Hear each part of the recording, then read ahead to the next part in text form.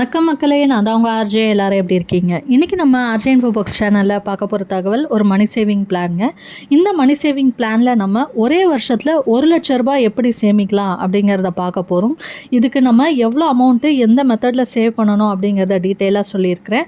And அது மட்டும் இல்லாமல் நம்ம சேவ் பண்ணுற பணத்தை ஒரு இன்வெஸ்ட்மெண்ட்டில் நம்ம போடுறப்ப அதுலேருந்து வட்டி வந்து நமக்கு கூடுதலாக கிடைக்கும். ஸோ அது என்ன மாதிரி இன்வெஸ்ட்மெண்ட் 1 இயர்க்கு நமக்கு நல்லதாக இருக்கும், அண்ட் அதுலேருந்து நமக்கு எவ்வளோ வட்டி கிடைக்கும் அப்படிங்கிற தகவலும் நம்ம பார்க்க போகிறோம்.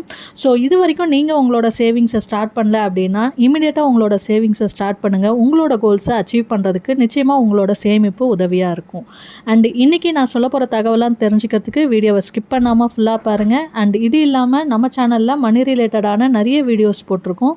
அதாவது நிறைய money saving challenges, goal saving ideas, post ஆஃபீஸில் இருக்க சேவிங் ஸ்கீம்ஸ், பேங்க்கில் இருக்கிற ஃபிக்ஸட் டெபாசிட், ரெக்கரிங் டெபாசிட்கான இன்ட்ரெஸ்ட் ரேட்ஸ், கோல்ட் ஷீட்ஸ், இந்த மாதிரி மணி ரிலேட்டட் வீடியோஸும் உங்களுக்கு தேவை அப்படின்னு நினச்சிங்கன்னா சேனலில் இருக்க வீடியோஸ்லாம் செக் பண்ணி பாருங்கள். உங்களுக்கு பிடிச்சிருந்ததுன்னா லைக் பண்ணிக்கோங்க. யூஸ்ஃபுல்லாகவும் இன்ஃபர்மேட்டிவாகவும் இருக்குன்னு ஃபீல் பண்ணிங்கன்னா சப்ஸ்கிரைப் பண்ணியும் சப்போர்ட் பண்ணுங்கள்.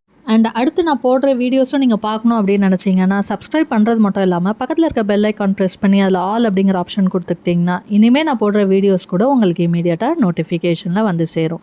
ஸோ இப்போ சப்ஸ்கிரைப் பண்ணிட்டு வாங்க, நம்ம வீடியோக்குள்ளே போகலாம். ஸோ இன்றைக்கான மணி சேவிங் பிளானில் நம்ம ஒரு வருஷத்தில் ₹1,00,000 எப்படி சேமிக்கிறது அப்படிங்கிறது தான் பார்க்க போகிறோம்.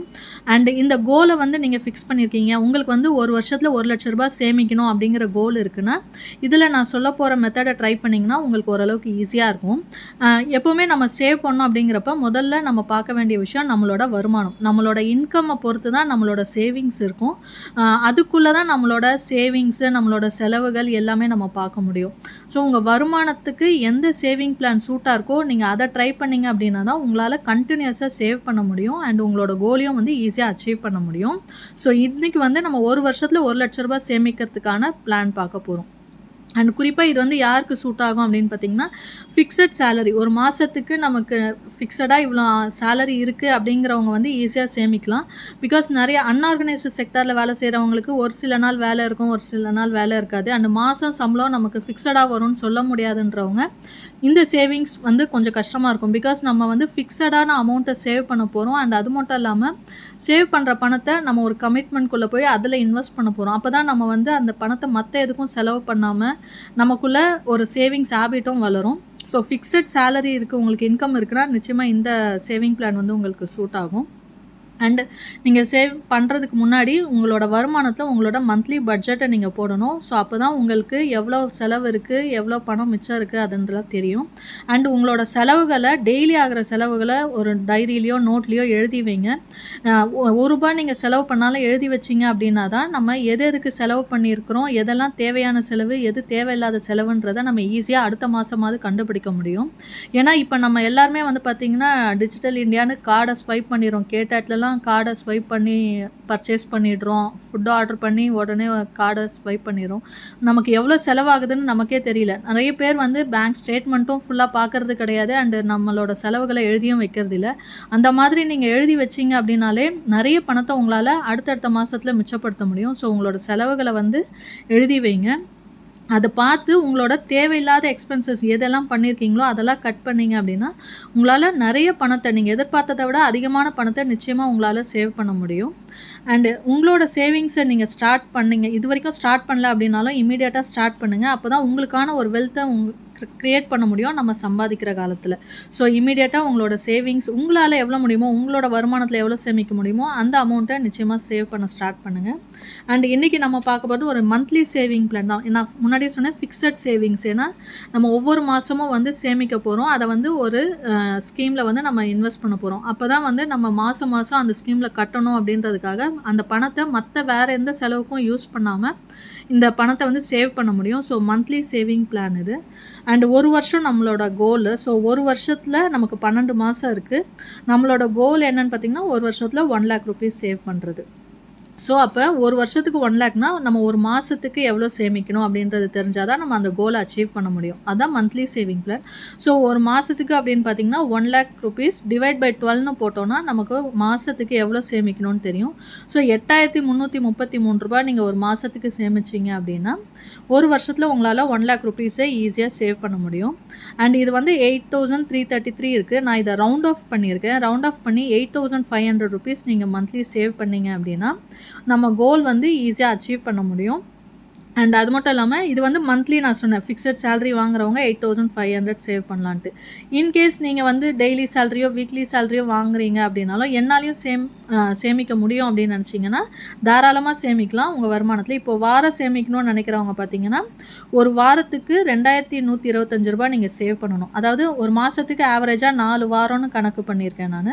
ஸோ நீங்கள் ஒரு வாரத்துக்கு ₹2,125 சேவ் பண்ணீங்க அப்படின்னாலும் 4 வாரத்தில் இந்த 8,500 உங்களால் சேவ் பண்ண முடியும்.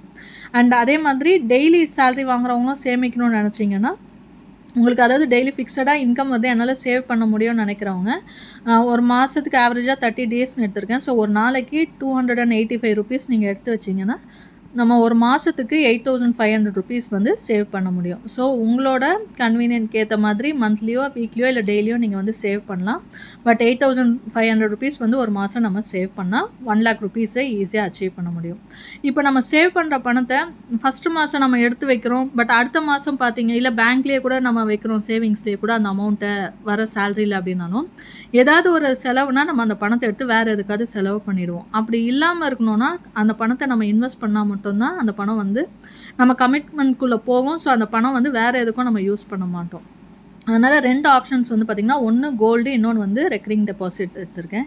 இந்த ₹8,500 நீங்கள் ரெண்டுத்துலேயும் இன்வெஸ்ட் பண்ணணும்னு நினச்சிங்கன்னா ஒன்று வந்து ஆர்டி, அதாவது ₹4,500 நீங்கள் ஆர்டி போடலாம். மீதி ₹4,000 வந்து நீங்கள் கோல்டுன்ற போது நீங்கள் மந்த்லி காயினை வாங்கினாலும் சரி இல்லை சீட்டு போட்டு நகையாக எடுக்கணும்னு நினச்சிங்கன்னா ஒரு வருஷத்துக்கு ஒரு ஏதாவது ஒரு நகை எடுக்கணும்னு நினைக்கிறவங்க அந்த பணத்தை இதுலேயும் நீங்கள் டெபாசிட் பண்ணிகிட்டே வந்தீங்கன்னா உங்களுக்கு வருஷத்துக்கு ஒரு நகை எடுக்க முடியும். அப்படி இருக்கிறவங்க கோல்டு சீட்டு போட்டுக்கலாம்.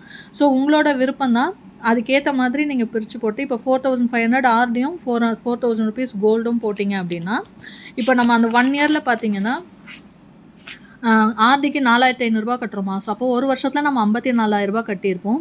அதுக்கு வட்டி வந்து பார்த்திங்கன்னா 6.5%. இது வந்து பேங்க்ஸில் வந்து பார்த்திங்கன்னா 6.5% 1 இயருக்கு கொடுக்குறாங்க. ஸோ நமக்கு அந்த ஒரு வருஷத்துக்கு வட்டி மட்டும் எவ்வளோ வரும்னு பார்த்திங்கன்னா 1,929 வரும்.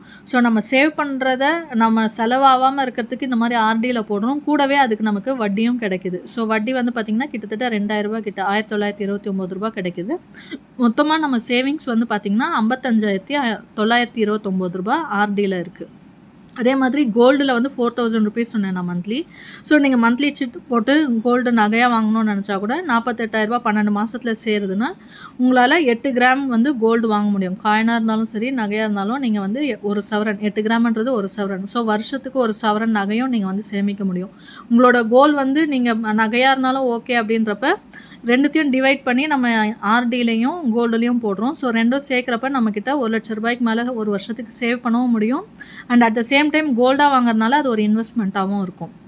இன்கேஸ் எனக்கு கோல்டு வேண்டாம், கோல்டு சீட்டு வேண்டாம் அப்படின்னு நினைக்கிறவங்க மொத்தமாக நீங்கள் என்ன பண்ணலான்னா ஆர்டிலேயே கூட 8,500, அதாவது 1 இயரில் எனக்கு ₹1,00,000 வந்து திரும்ப பணமாக வேணும், அதை நான் வந்து வேறு எதுக்காவது யூஸ் பண்ணுறேன், நான் வந்து எதாவது வாங்கணும், வீட்டுக்கு தேவையானது வாங்கணும், இல்லை ஏதாவது ஒரு இடம் வாங்க எதுக்காவது யூஸ் பண்ணணும்னு நினச்சிங்கன்னா அதை நீங்கள் என்ன பண்ணலான்னா ஆர்டியாகவே நீங்கள் போட்டுடலாம். பிகாஸ் நம்ம மாதம் கட்டி நகை எடுத்து திரும்பி விற்றோம் அப்படின்னா அது உடனே ப்ராஃபிட் தராது. கோல்டை பொறுத்த வரைக்கும் நமக்கு ஒரு மினிமம் 5 இயர்ஸ் அபவ் ஆனால் தான் வந்து நமக்கு அந்த வேல்யூ வந்து அதிகமாக இருக்கும், நமக்கு லாபம் கிடைக்கும். ஸோ உங்களுக்கு இமீடியட்டாக பணமாக தான் தேவை 1 இயரில் அப்படின்னு நினைக்கிறவங்க ஆர்டிஏ நீங்கள் வந்து ₹8,500 போட்டிங்கன்னா ஒரு வருஷத்தில் ₹1,02,000 கட்டியிருப்பீங்க.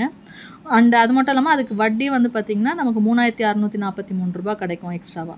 ஸோ மொத்தத்தில் நம்ம ஒரு வருஷத்தில் பார்த்திங்கன்னா ₹1,05,643 வந்து ஈஸியாக சேவ் பண்ண முடியும் மாதம் நம்ம எடுத்து வைக்கிறப்ப. ஸோ இந்த மாதிரி சேவ் பண்ணிங்கன்னா உங்களோட கோலை ஈஸியாக அச்சீவ் பண்ணலாம். இன்றைக்கி நான் சொன்ன இந்த தகவல் உங்களுக்கு பிடிச்சிருந்ததுன்னா லைக் பண்ணிக்கோங்க. உங்கள் ஃப்ரெண்ட்ஸ் அண்ட் ஃபேமிலிக்கு தேவைப்பட்டால் அவங்களுக்கும் ஷேர் பண்ணுங்கள். அண்ட் இது வரைக்கும் நம்ம சேனலை சப்ஸ்கிரைப் பண்ணலைன்னா சப்ஸ்கிரைப் பண்ணியும் சப்போர்ட் பண்ணுங்கள். இன்னொரு நல்ல பயனுள்ள தகவலோடு உங்களை சந்திக்கிறேன். அதுவரை உங்களிடமிருந்து விடைபெறுவது உங்கள் ஆர்ஜே. நன்றி, வணக்கம்.